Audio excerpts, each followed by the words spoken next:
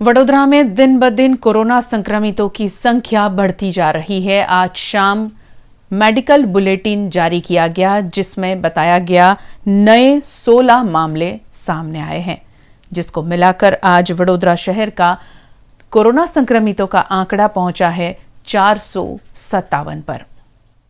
वडोदरा शहर में पिछले 24 घंटों में 16 नए कोरोना केस की पुष्टि हुई है, जिसके चलते अब कोरोना संक्रमितों की संख्या 457 हो गई है। पिछले 24 घंटों में 146 सैंपल लिए गए, जिसमें से 130 नेगेटिव आए हैं और 16 सैंपल पॉजिटिव आए हैं।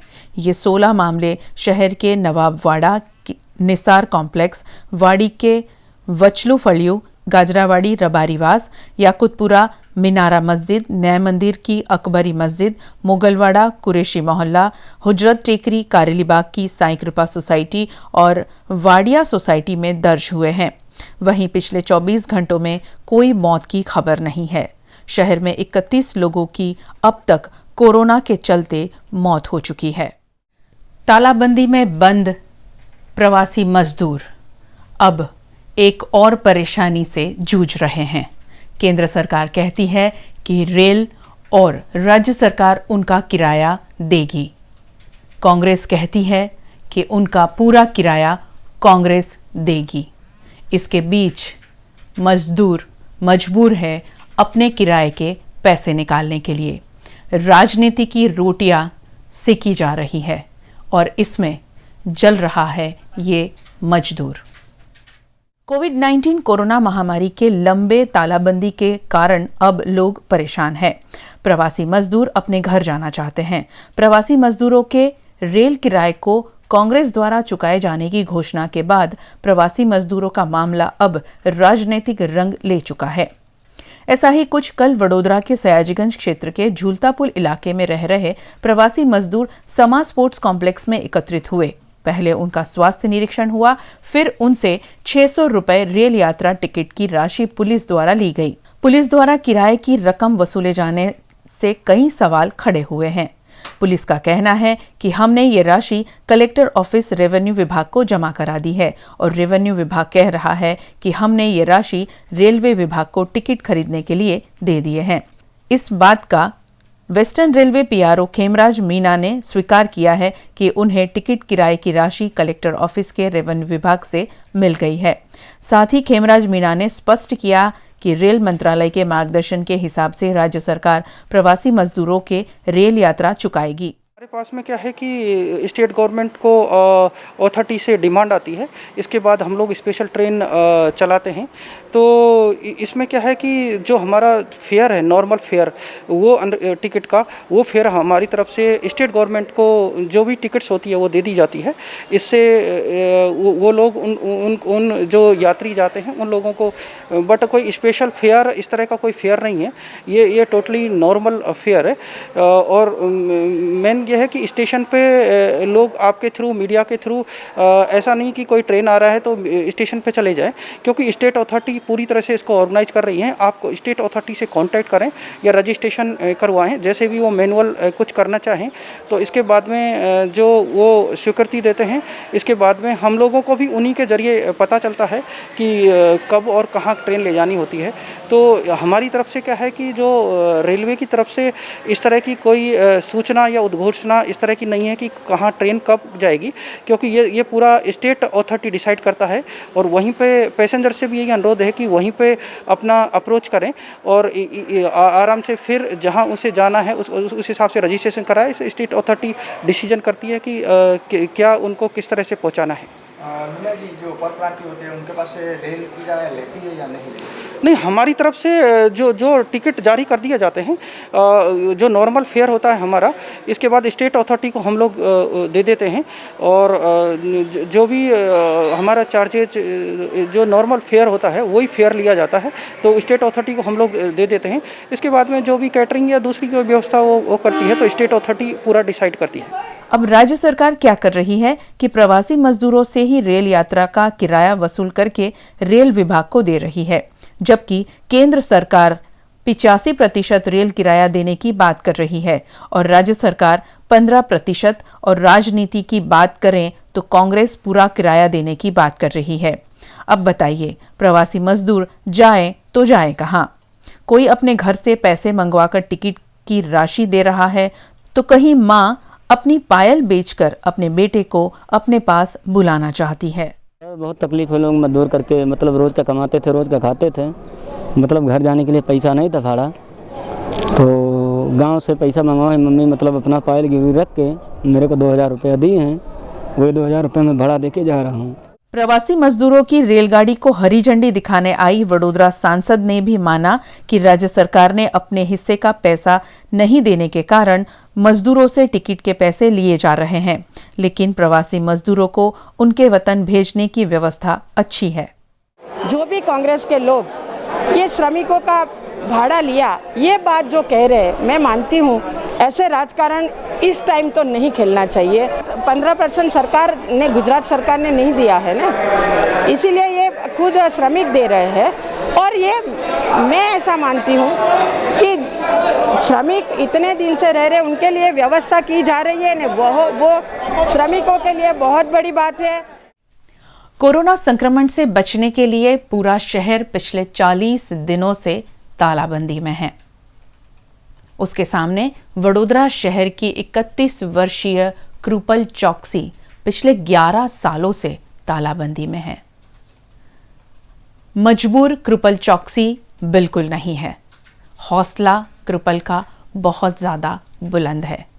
आज हमारे लिए कृपल प्रेरणा बनी है। क्या है कहानी कृपल की, देखते हैं। बढ़ रहे कोरोना संक्रमण के चलते पूरे देश भर में 40 दिनों से तालाबंदी है। इस तालाबंदी से घर में बैठे बैठे लोग परेशान हो गए हैं, सोच रहे हैं कि आखिरकार ये तालाबंदी से कब निजात मिलेगी और कब हम बाहर जाएंगे। लेकिन आपको आज हम एक ऐसी कहानी सुनाते हैं जिसमें एक लड़की पिछले 11 साल से घर में ही बंद है। घर का बेडरूम ही उसकी दुनिया है, क्योंकि वे चल नहीं पाती है, लेकिन फिर भी उसका आत्मविश्वास ये कहता है कि वे एक दिन अपने पैरों पर खड़ी होकर 11 सालों के इस लॉकडाउन को ख़त्म कर बाहर ज़रूर जाएगी। ये कहानी है रेसकोर्स सोसाइटी के तरुण सोसाइटी में रहते अश्विन चौकसी की बेटी की। उनकी 31 साल की बेटी कृपल पिछले 11 सालों से चल फिर नहीं पाती। दरअसल 20 साल की कृपल का नैरोबी में एक्सीडेंट हुआ था, तब से वे बेड पर ही है, लेकिन ना वे अपनी स्थिति से हताश है और ना उसे घर में रहने का कोई भी मलाल। 11 सालों के बाद भी कृपल अपने पैरों पर खड़ी होकर दुनिया को देखने का हौसला आज भी रखती है। और कृपल हम सबको भी ये प्रेरणा देती है कि इस मुश्किल घड़ी को कैसे हम हंसी खुशी बिता दें।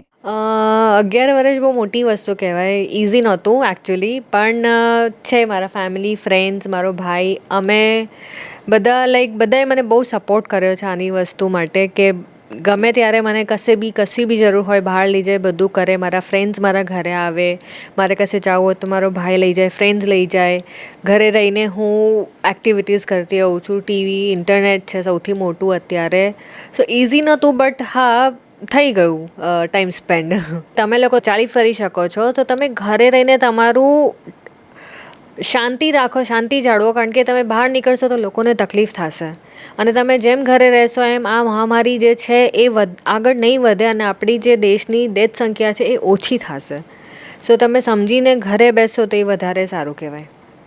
પ્લીઝ બધા ઘરે બેસો, અત્યારે પેશન્સ રાખો અને ઘરે બેસીને તમે તમારા ફેમિલી સાથે ટાઈમ સ્પેન્ડ કરો. અત્યારે ભગવાને બહુ સારો સમય આપ્યો છે કે તમે તમારા પરિવાર સાથે ટાઈમ સ્પેન્ડ કરો, કિડ્સ સાથે કરો, મસ્તી કરો. તમે ઘરે બધા ફ્રેન્ડ્સ અને ફેમિલી સાથે ઇન્ટરનેટમાં તમે વાતોચીતો કરી શકો છો. અત્યારે બહુ બધી ફેસિલિટી છે. ઘરે રહીને તમે તમારા ફેમિલી સાથે કુકિંગ કરી શકો છો, એક્ટિવિટીઝ, ગેમ્સ છે, બોર્ડ ગેમ્સ છે, બધું કરી શકો છો. સો અત્યારે હું એવું કહીશ કે લોકડાઉનમાં આપણે ઘરે રહીને બહુ જેમ બને એમ વધુ એક્ટિવિટીઝ કરીએ, બહુ સારું રહેશે. હા, 2008માં મેં વેકેશન કરવા માટે નૈરોબી ગયા હતા આફ્રિકા, ને ત્યાં અમારો કાર એક્સિડન્ટ થયો હતો. ત્યારે મારા વાઈફને કૃપલ 3 જણ કારમાં જ હતા. એમાં બધાને અમે ઇન્જરી થઈ હતી, પણ સૌથી વધારે કૃપલને તેની સ્પાઇનલ કોર્ડ 6 નંબર છે એની સામે કોમ્પ્રેસ થઈ ગયો હતો, એટલે એની લોઅર બોડી પેરાલિટિક થઈ ગઈ. એના માટે આપણે 10 વર્ષથી ઘણા બધા પ્રયત્ન કર્યા. 2 વખત જર્મની અને સ્ટેમ સેલ ટ્રાન્સપ્લાન્ટ કરવા લઈ ગયા, 1 વખત ઓસ્ટ્રિયા લઈ ગયા ને ઇન્ડિયાભરની બધી ટ્રીટમેન્ટો કરી, અમેરિકા, જર્મની, પછી UK, બધી આપણે ટ્રીટમેન્ટો કરી. હજી બી બધી ટ્રીટમેન્ટ ચાલે છે અને રાઉન્ડ ધ ક્લોક નર્સિંગ ને ફિઝિયોથેરાપિસ્ટ આ હજી રૂટીનમાં આપણે બધું ચાલુ જ છે ને આની વર્લ્ડમાં કોઈ દવા જ નથી. એમ સ્ટેમ સેલની જે સ્પાઇનલ કોર્ડ ડેમેજ થયો છે એની વર્લ્ડમાં કોઈ દવા જ નથી. એટલે આમાં એક જ છે કે એ સ્ટેમ સેલ ક્યારેક કામ કરે ને થઈ જાય. બીજું તો એક ભગવાનની કૃપા, બસ ભગવાનની કૃપા થશે ત્યારે એ થઈ જશે. લોકડાઉન બાબતમાં એક આપણો ઉત્તમ દાખલો એ જ છે કે અમારી દીકરી છે જે 11 વર્ષ ને 8 મહિનાથી લોકડાઉનમાં છે, છતાં પેશન્સ રાખીને હસતા હસતા જિંદગી જીવે છે. તો બધાએ એક આ ઉત્તમ ઉદાહરણ છે કે ભાઈ આપણે આ રીતે જિંદગીમાં લાઈફમાં આવો જ્યારે વખત આવે ત્યારે શાંતિ રાખવી જોઈએ ને એ આપણા માટે છે, કોઈના માટે નથી. तालाबंदी से रेल यातायात बंद होने से वेस्टर्न रेलवे को करोड़ों रुपए का नुकसान उठाना पड़ा है. विश्व भर में कोरोना वायरस की महामारी से कई देशों की सरकार ने तालाबंदी लागू कर दी थी. भारत सरकार ने भी कोरोना संक्रमण से बचने देश में तालाबंदी घोषित की और लॉकडाउन में सभी तरह के व्यवसाय के साथ साथ निजी और सार्वजनिक परिवहन भी रोक दिए गए. लॉकडाउन के चलते 40 से ज्यादा दिनों से रेल यातायात सुविधा भी ठप पड़ी है. ऐसे में वेस्टर्न रेलवे को करीबन 700 करोड़ रुपए का नुकसान उठाना पड़ रहा है, जिस पर जानकारी दी वडोदरा रेलवे स्टेशन के PRO खेमराज मीणा ने. जो रेल यातायात बंद है इससे वेस्टर्न रेलवे को जो आज तक की बात करें तो तकरीबन 750 करोड़ रुपए का नुकसान हुआ है. और अगर महीने की बात करें पूरे अप्रैल की तो तकरीबन 450 करोड़ का नुकसान हुआ है. और इस महीने की बात करें अगर 5 तारीख तक तो तकरीबन 70 करोड़ का नुकसान हुआ है. इस तरह से कुल मिला के बात की जाए तो 750 करोड़ का नुकसान पूरे वेस्टर्न रेलवे को उठाना पड़ा है. प्रवासी मजदूरों के लिए एक मजबूरी है तालाबंदी की, दूसरी मजबूरी है अभी काम नहीं चल रहा और तीसरी मजबूरी अब सरकार की ओर से उनके सामने रखी गई है कि अगर आपको घर जाना है तो किराए के पैसे आपको देने होंगे. ऐसे हाल में मजबूर ये मजदूर पैदल चलकर अपना नाम रजिस्ट्रेशन करवाने आते हैं और इंतज़ार में बैठे हैं अपने वतन जाने के लिए. तालाबंदी में फंसे हुए प्रवासी मजदूरों को घर भेजने का सरकार का दावा खोखला साबित हो रहा है, क्योंकि सरकार ने कहा था कि इन लोगों को सरकार की ओर से भेजा जाएगा और उन्हें कोई खर्च नहीं उठाना पड़ेगा. लेकिन मामलतदार कार्यालय में आज भी गांव जाने इच्छुक प्रवासी मजदूरों से 620 रुपए लिए गए. कड़ी धूप में ये लोग लंबी लंबी कतार लगाकर परिवार के साथ कार्यालय के बाहर देखने मिले, जो अब किसी भी हाल में घर जाने के लिए बेताब है और इसीलिए इस कड़ी धूप में भी कतार में लगकर अपना पास पाने की कोशिश इन प्रवासी मजदूरों द्वारा की जा रही है. તમે જો તો કેવી પ્રકારની વ્યવસ્થા કરવામાં આવે છે અને જે રૂપિયા લેવામાં આવે છે તો કેટલા રૂપિયા લેવામાં આવે છે? પર પર્સન 620 રૂપિયા લેવામાં આવે છે. એ કયા કારણે લેવામાં આવે છે? સરકારશ્રીએ જાહેર કરે છે તે ધારા ધોરણ મુજબ લેવામાં આવે છે. પણ સરકાર દ્વારા એવું કહેવામાં આવ્યું છે કે કેન્દ્ર સરકારના 85% અને રાજ્ય સરકારના 15% છે, તો આ લોકોની પાસેથી પૈસા લેવાના તો હોતા નથી સર. એવી સૂચના નથી. હા સર, અમને જે સૂચના આપવામાં આવેલ છે તે મુજબ અમે અમારું કામ કરી રહ્યા છીએ. સૂચના આપવામાં આવી છે સર? મામલતદાર સાહેબ શ્રી દ્વારા. શું નામ છે મામલતદાર સાહેબ? चौधरी साहब. कहाँ जाने वाले हो? यूपी गोरखपुर कलाली फाटक अकोटा आए थे. फॉर्म 3-4 दिन पहले डाले थे तो रात में फ़ोन आया था, इसलिए आए हैं जाने के लिए. टिकट के लिए? हाँ. तो कितने रुपये लेते हैं? 620 रुपये. 620.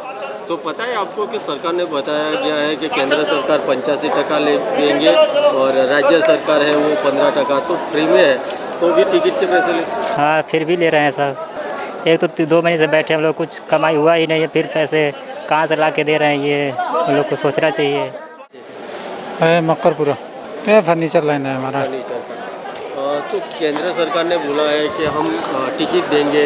कुछ नहीं मिलता है टिकट हुआ, कुछ नहीं, यहाँ से टिकट लेना पड़ता है. यहाँ से बड़ोदरा से यूपी जाने वाले हैं हम लोग. रूम पे फंसे हुए हैं, न खाना नहीं मिल रहा था न कुछ भी. अभी धूप से हम लोग सुबह में 8 बजे आए हैं, अभी तक हम लोग अभी तो धूप में खड़े खड़े अभी तो नंबर ही नहीं है, अभी तो धूप में ही हैं हम लोग.